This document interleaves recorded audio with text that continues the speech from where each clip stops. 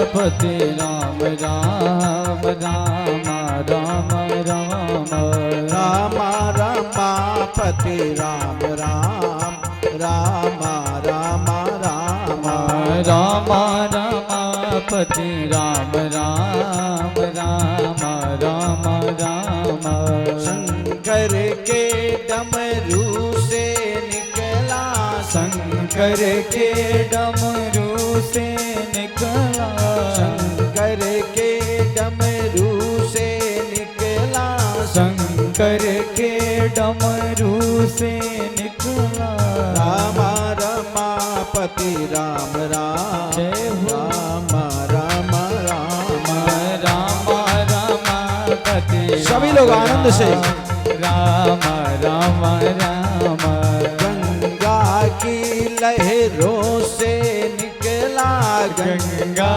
के लहरों से निकला यमुना की धारा से निकला यमुना की धारा से निकला यमुना की धारा से निकला यमुना की धारा से निकला राम रमापति राम राम राम राम राम ओ राम रमापति राम राम राम राम राम हनुमत के हृदय से निकला हनुमत के हृदय से निकला नारद के वीणा से निकला नारद के वीणा से निकला मीरा के घुंघरू से निकला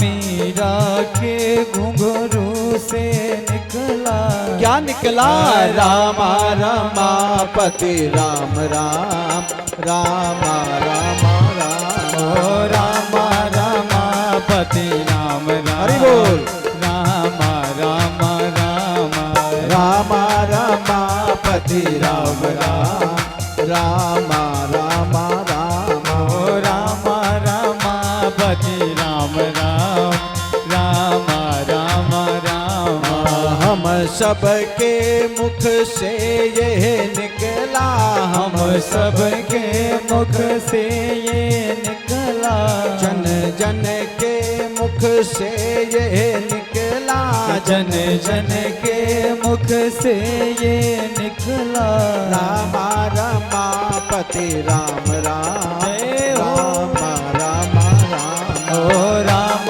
रमापति राम राम राम राम राम राम रमापति राम राम राम राम राम ओ राम रमापति राम राम राम राम राम राम रमापति राम राम राम राम राम राम रमापति राम राम राम राम राम रमापति महादेव की जय हो।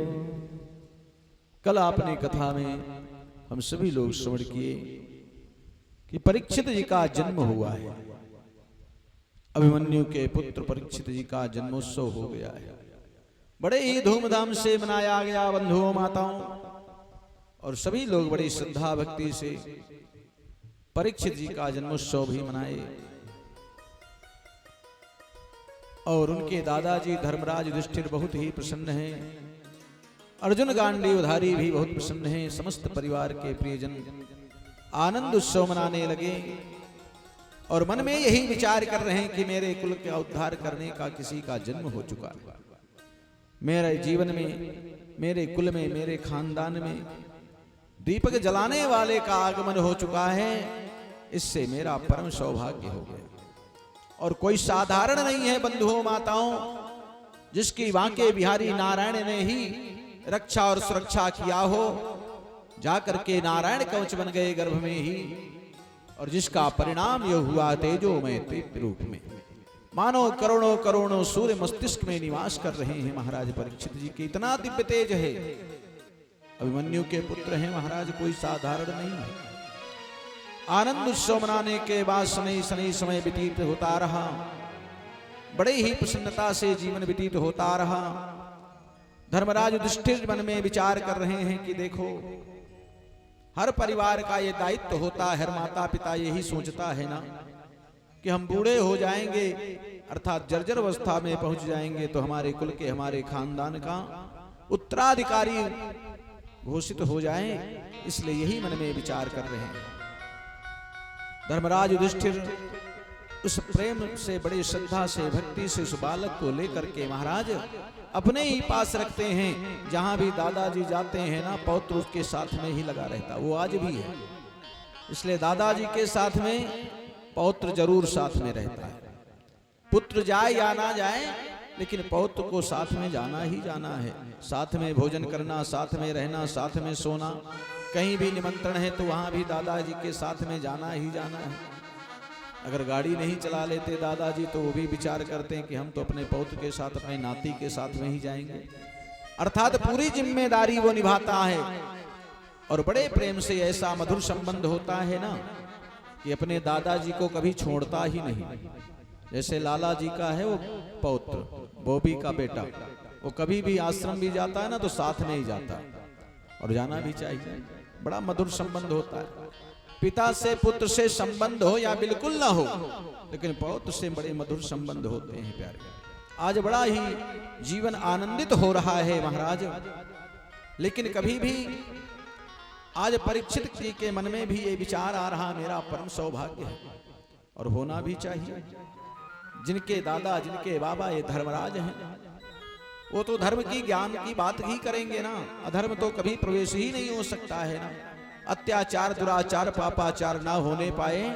इसलिए हम आप सभी से निवेदन करेंगे, कभी ऐसा समय भी निकालना चाहिए जो अपने छोटे बच्चों को भी साथ में बैठना चाहिए, अर्थात उनको अच्छी शिक्षा और दीक्षा देनी चाहिए, जिससे वो समाज में, संसार में संस्कार युक्त जीवन व्यतीत करें, ताकि उनके जीवन में कोई कठिनाई ना होने पाए। थोड़े से बड़े हो गए, मेरा मेरा कुछ नहीं, जो है सो बस तोर, तेरा तुझको दे दिया, कछु न लागे मोर। जन्मादस्य तो वादिर तरस्त्योर विश्वराटतः, तेन ब्रह्मवृतायादि मोहन्ते यत्ससूरयः। तेजो वारि मृदां यथा वनिमयो, यत्र तु सर्गमोषतः, धाम्ना स्वेन सदा निरस्तकुहं, सत्यम परम धीमहि। अर्थात ऐसी शिक्षा दीक्षा दे रहे हैं, मानो सत्य की पहचान करा रहे हैं। बोले सत्य क्या है? बोले नारायण ही सत्य है। जगत में और सारा व्यवहार तो झूठा हो सकता है।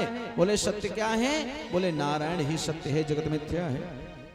जब भी बैठे थे हैं ना, उस नारायण का दर्शन कराते हैं। कहा भगवान को पहचानो, आराधना करो, पूजन करो, चिंतन करो, स्मरण करो। नारायणं नमस्कृत्य नरं चैव नरोत्तमं, देवीं सरस्वतीं व्यासं ततो जयमुदीरयेत्। ब्रह्म सत्यम जगन मिथ्या, अर्थात ब्रह्म ही सत्य है, ये जगत तो मिथ्या है, झूठा है। इस बात पर श्रद्धा पूर्वा सर्वधर्मो मनोरथा फलप्रदः, श्रद्धया साधते सर्वं, श्रद्धया तुष्यते हरिः। यं प्रवचन्तमर्पेत कृतेत यत्यं द्वैपानो विरह कातुराजुहाय, पुत्रेष्टि तन्मयता तरवो विनेस्तुं, सर्वभूतहृदयं मुनिमानतोऽस्मि।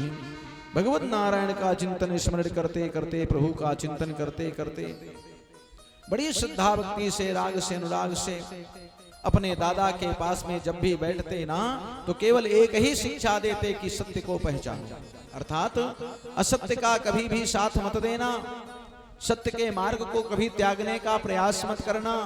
धर्म के साथ में चलोगे तो तुम्हारी धर्म रक्षा करेगा, और धर्म की रक्षा करना तुम्हारा भी परम कर्तव्य है। कहा हे परीक्षित, धर्म तुम्हारी रक्षा करेगा और तुम्हारा कर्तव्य होता है कि धर्म की रक्षा करना चाहिए।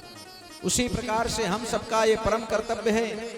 इतना बोध होने के बाद भी हम अधर्म का कार्य करते हैं।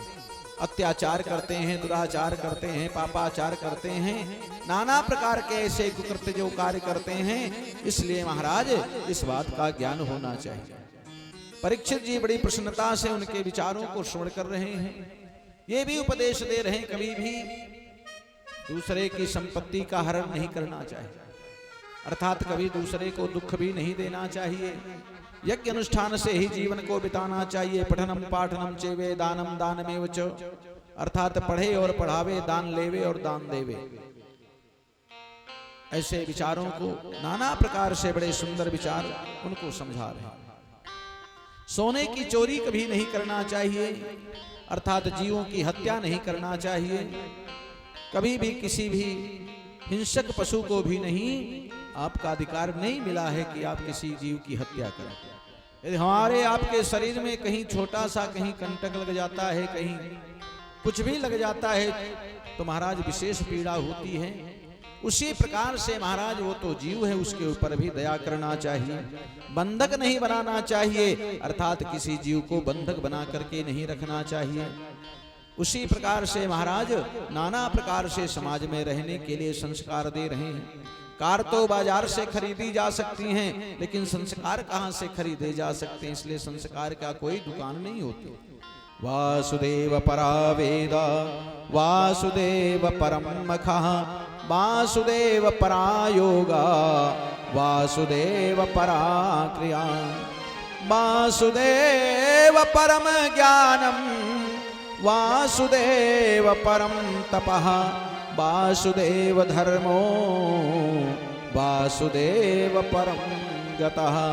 इस संसार में और कुछ है ही नहीं सिवा नारायण के सिवा, वासुदेव के सिवा।